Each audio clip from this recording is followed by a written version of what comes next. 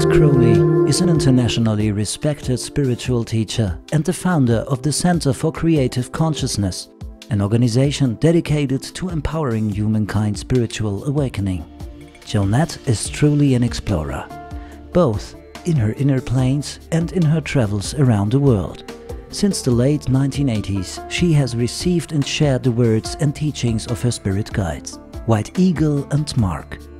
Jonette is the author of the book The Eagle and the Condor, in which she describes some of the magical experiences she had while she's traveling around the world. I was pretty old. I was in my mid-30s. And, you know, it's never one moment of awakening. It's a long process of continually developing.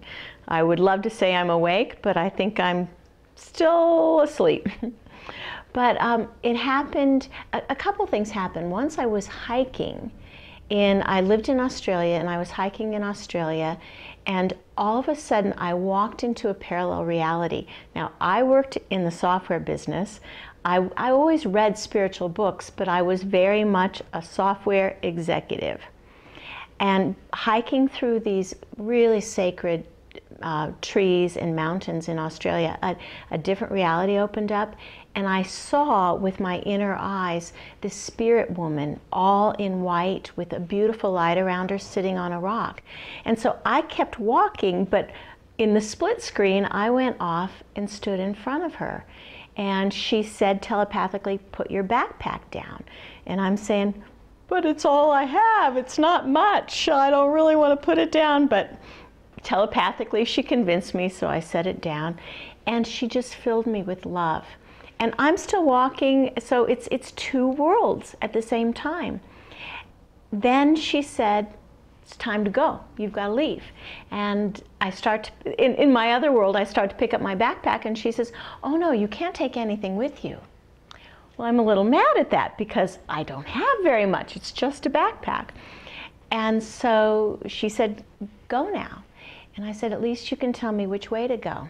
And she said telepathically into my mind, "You make your path by walking." And I knew at that moment that I or we aren't to follow another path. You can't see where it is. You can only see where it was by where your feet have gone. And she said to put my backpack down, and I knew that that was always important. And that important times in my life, I'm told to give up everything. You know, because we all accumulate. We all accumulate so much, not just material things, but belief systems. And when we really want to grow, we have to put it all down. So that was the beginning. And then maybe a year later, I was meditating. And I meditated not because I was spiritual, but because I was stressed. And I thought maybe meditation would work. And I began to see an American Indian dressed in white. And he came in my meditation, and I'm thinking, this is why I'm such a bad meditator. I can't get my mind quiet. Something's always popping in. I'm going, see, I'm such a failure at meditating. And this white Indian, I thought, well, maybe he's a guide. And so I'm trying to think of his name, and I guess a few things, white cloud, white feather, and the vision in my mind turned into a white eagle, a bird. And I knew he was telling me that his name was White Eagle. I didn't tell anyone, but the next week, one of the friends in my meditation class gave me a small book, and it said, "The Quiet Mind, the Teachings of White Eagle."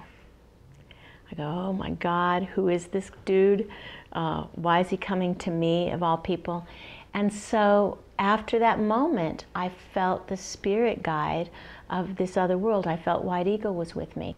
There's many people who are spirit guides. Native Americans are evidently good at guiding people. So White Eagle came to me when I lived in Sydney, Australia. So I was not in Colorado where there's Native Americans. And he comes to many people, but so do other inner shaman. So White Eagle is a guide, and he's been human before, and so he can help give me guidance and navigate through the parts of life. So he's been like my best spirit buddy, but he doesn't ever lead me. I think some people think, oh, I've got to do what the guides say. Well, they're guides. You are the leader of your life. They are mentors. They can give you advice. But I get worried when people say, oh, my guides are telling me this, my guides are telling me that. You're in charge. The name of the book is The Eagle and the Condor, and I realized, I was told before by a Native American medicine man about a prophecy of the eagle and the condor. I never heard of it before.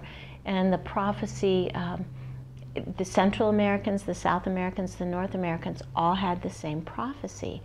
And it said that when the eagle of the North flies with the condor of the South, then there'll be peace on earth. I wasn't thinking about that prophecy at all. And when I went to Peru, it turned out that the shaman who was our tour guide, I was told before, was my twin soul, which is a whole can of worms because I didn't even believe in twin souls. But again, I'm not thinking of the prophecy, and his name was Malku. And the first evening I was in the Amazon, I said, what does that name mean? He goes, it's a spiritual name and it means the condor. I go, oh no. Okay, I carry the energy of eagle from North America, this shaman from Peru who's my twin flame. His name is the condor. I know we were put together to do some important work. So we did important work with a group, and then I went to Peru to work with him alone on some islands in Lake Titicaca. So much magic happened that when I came back from the first journey, well, two things. I hear in my mind, you've got to write a book, and second, you've got to return to Peru alone. It's a hard thing to tell one's husband, that you're going to Peru to be with this rather hot-looking shaman. And only then I probably had to admit to my husband that I felt Malku was my twin flame. So anyway, so the book is about that, and just the unfolding of miracles that are they happen to me, but the story is really universal. How when we take risks, when we follow a path that no one else has made, that's when we awaken.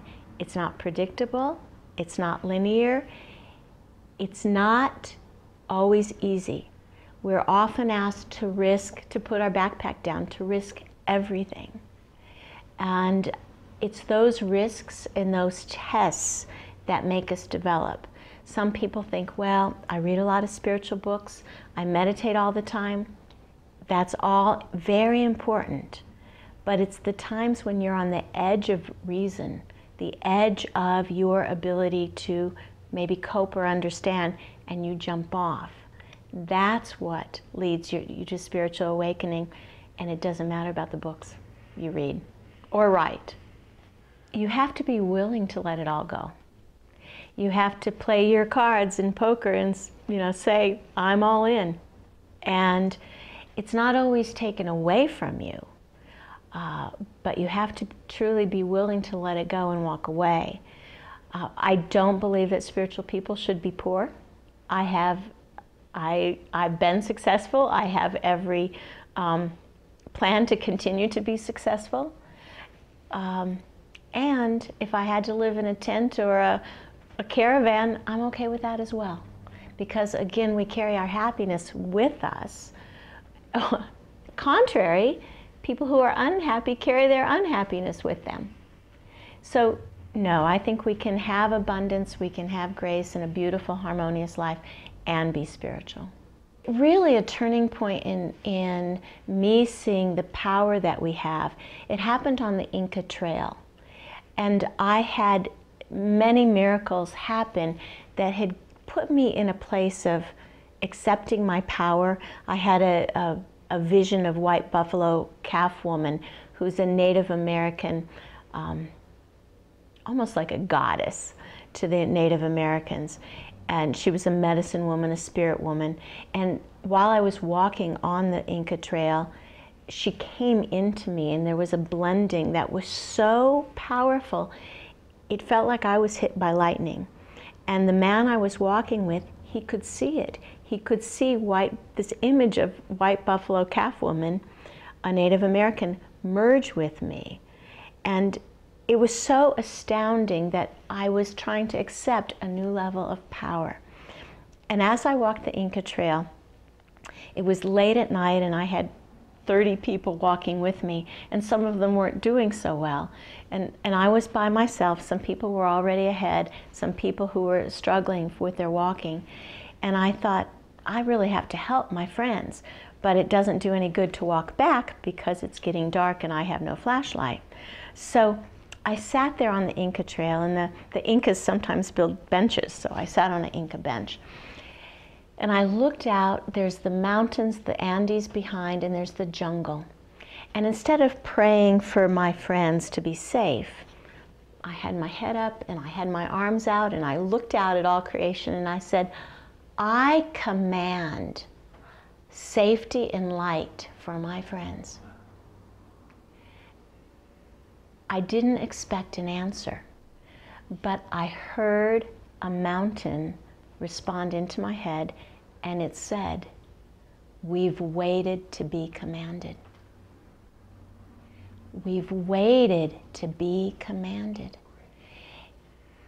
And I thought, who am I? I'm a white girl. This mountain was waiting for me to be in that stance of power, not pathetic.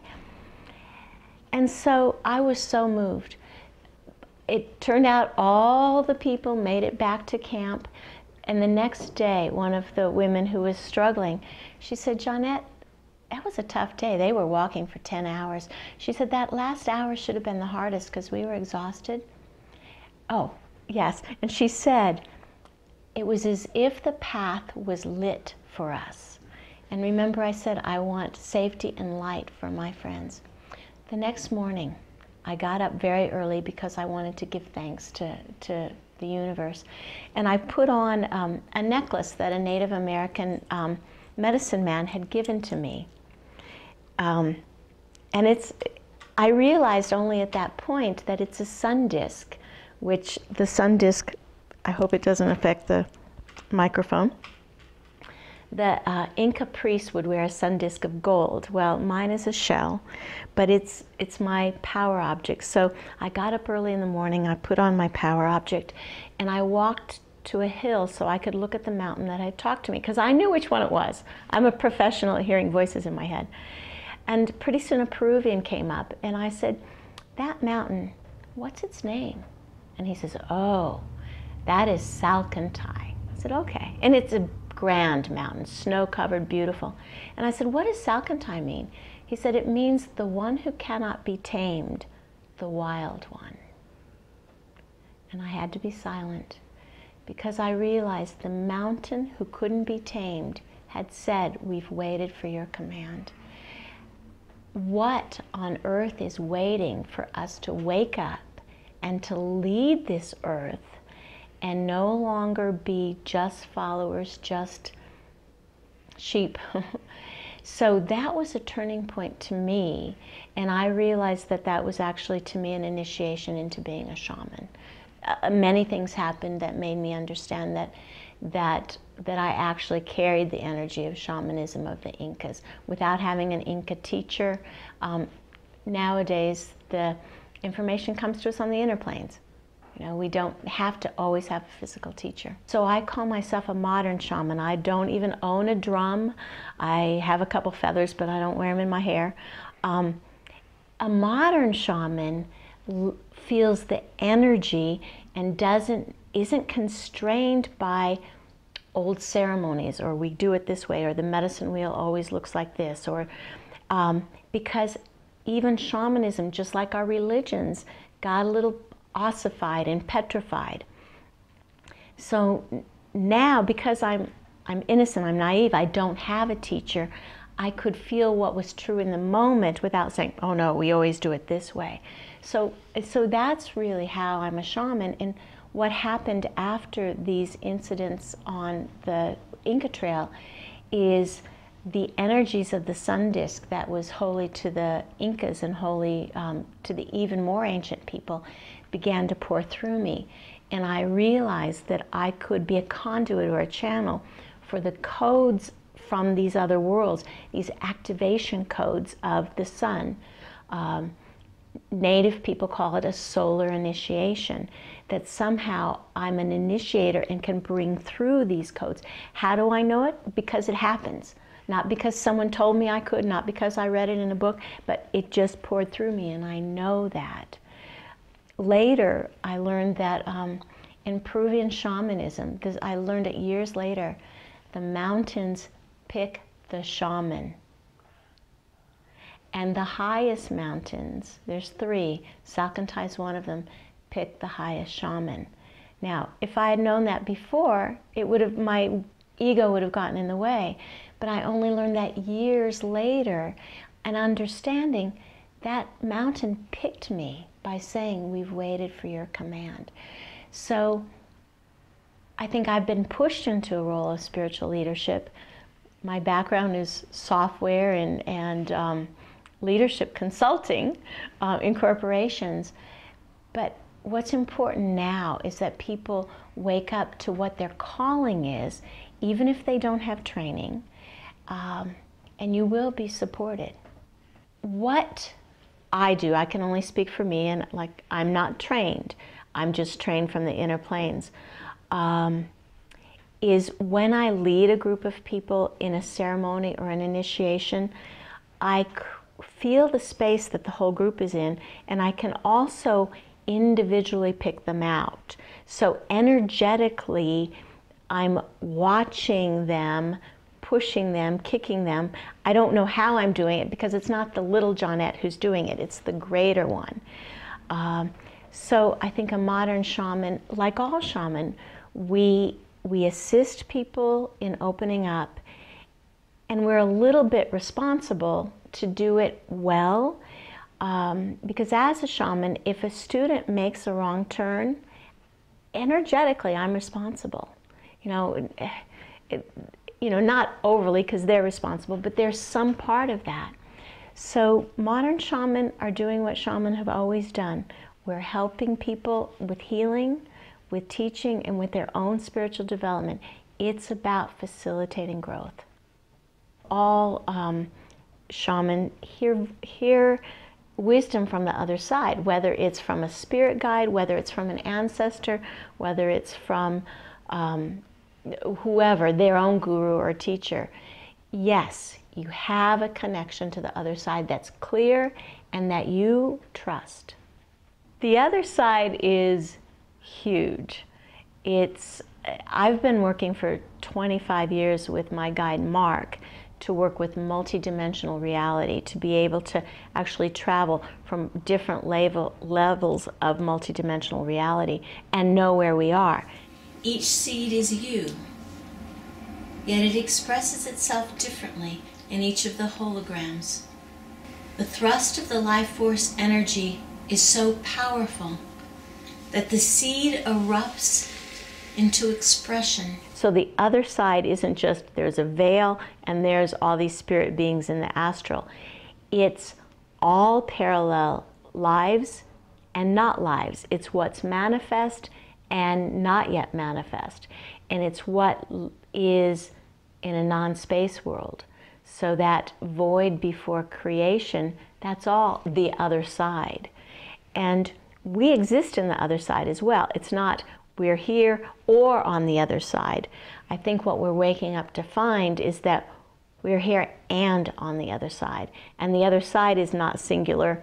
It's more complicated than we can imagine.